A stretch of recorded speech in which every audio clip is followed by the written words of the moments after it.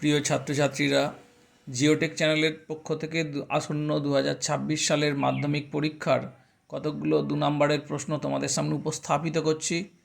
ডিভিসির বাঁধগুলোর নাম লেখো। 1978 সালে ভারত সরকার 1948 সালে ভারত সরকার বিহার পশ্চিমবঙ্গ সরকারের মিলিত প্রচেষ্টায় এই প্রকল্পগুলি গড়ে উঠেছিল। তিলাইয়া মাইথন, কোনার পাঞ্চেত, দুর্গাপুর সেচবাদ ইত্যাদি। তোমাদের ইদানিং পরীক্ষাতে এরকম ছোট ছোট করে তোমরা খুঁটিয়ে পড়েছো কি না সেইভাবে কিন্তু প্রশ্নগুলো দেয়া থাকে। এরপর দেখো বান ডাকা। ইংরাজি শব্দটা অবশ্যই লিখে দেবে, টাইডাল বোর। ভরা কটালের সময় সমুদ্রের জল নদীর মোহনা দিয়ে প্রবল বেগে উল্টো খাতে প্রবাহিত হয়, তাকে বান ডাকা বলে। বান ডাকার শর্ত দেখতেই পাচ্ছ, ফানেল আকৃতি নদী মোহনা হতে হবে, মোহনার কাছে বালুর চড়ার সৃষ্টি হবে, নদীর স্রোত বেশি থাকতে হবে। এরপর প্রভাব দেখো, এর ফলে দুপাশে বন্যা হয় এবং এটাকে সাঁড়াসাঁড়ির বান কেন বলা হয় এটাকে লেখা আছে, সাঁড়াসাঁড়ির বান গর্জন করতে করতে আসে বলে। এরপর একটা ছবি দেওয়া আছে দেখো, ফানেল আকৃতি, অর্থাৎ এই জায়গাটার এই যে ছবিটা ফানেল, অর্থাৎ জলটা এখান দিয়ে প্রচুর পরিমাণে ঢুকে যায়, যত ভেতরে যায় তত দেখো সরু হয়ে যায় নদীটা, এর ফলে এটা ফানেল আকৃতি।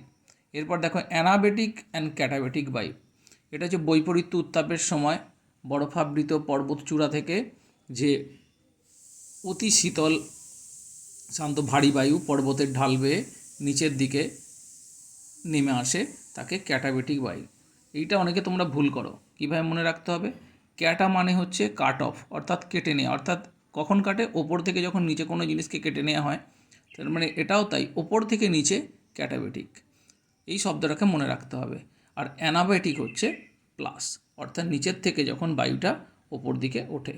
এই যে এটা বইয়েতেও দেওয়া আছে দেখো, দুটো ছবির বিশেষত্ব হচ্ছে একটা সূর্য দেওয়া আছে, একটা চাঁদ দেওয়া আছে। মনে রাখবে অবশ্যই দিনের বেলা গরম হওয়ার জন্য বাতাসটা উপরে ওঠে, এই জন্য এটা অ্যানাবেটিক।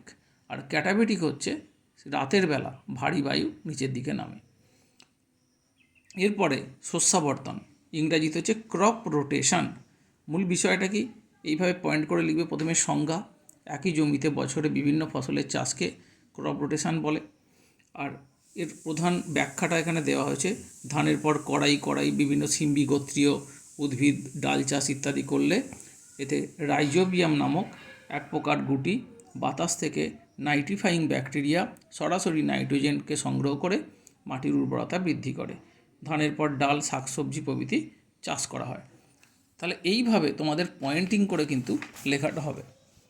দেখো আমি একটা ছক দিয়ে দিয়েছি, ধানের পর গম, গমের পর ডাল, ডালের পর সবজি, এর নাম হচ্ছে শস্যাবর্তন। তোমাদের 2 যদি থাকে 2 2 পাবে।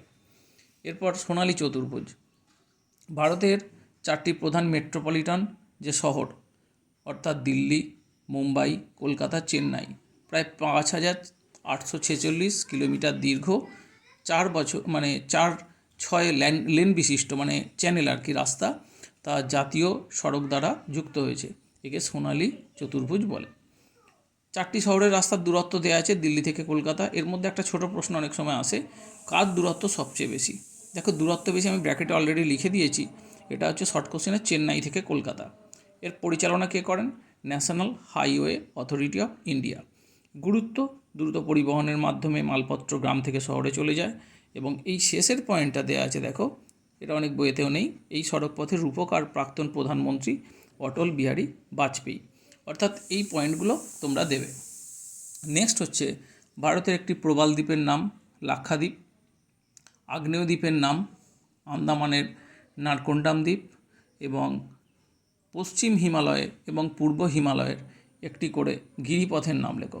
পশ্চিম হিমালয়ের গিরিপথ হচ্ছে বানিহাল, পীরপঞ্জাল, আর এদিকে পূর্ব হিমালয়ের গিরিপথ হচ্ছে নাথুলা, জেলেবলা। নেক্সট হচ্ছে পুঞ্জিত ক্ষয়, মাসওয়াস্টিং সংজ্ঞা, উচ্চভূমি ঢালের মৃত্তিকা শিলাস্তরের মধ্য দিয়ে পদার্থসমূহ যখন অভিকর্ষের টানে, এটা ভিভিআই, এই আন্ডারলাইনটা দিতেই হবে, এর নাম হচ্ছে পুঞ্জিত ক্ষয়। এটা খুব বিখ্যাত বিজ্ঞানী শার্প, SHARP, শার্প বলে একজন বিজ্ঞানী এটা বলেছিলেন। আচ্ছা, নেক্সট হচ্ছে প্রকৃতি, পুঞ্জিত ক্ষয় কিন্তু ক্ষয়কার্যের কোনো প্রক্রিয়া নয়, তবে ক্ষয়কার্যকে ত্বরান্বিত করে। একটা ছবি দেওয়া আছে, জাস্ট এই বিভিন্ন ক্ষয়িত উপাদানগুলো এরকম ছোট ছোট আকারে তোমরা ছবি দিতে পারো। আর পর্যায়ন, গ্রেডেশন, প্রবক্তাকে চেম্বারলিন স্যালিসবেরি, সংজ্ঞা বহির্জাত প্রক্রিয়া সম্মিলিত যে সমস্ত ক্ষয় এবং সঞ্চয় কার্যের মাধ্যমে ভূমিভাগের উপরিভাগের যে পরিবর্তন হয় তার নাম হলো পর্যায়ন। তাহলে এই যে ছবিগুলো আমি আজকে দিলাম তোমাদের খুব গুরুত্বপূর্ণ মাধ্যমিকের জন্য। ঠিক আছে, আজকে এই পর্যন্ত। চ্যানেলের নাম জিওটেক, তোমরা সাবস্ক্রাইব করবে এবং পরবর্তী ভিডিও আবার পাবে।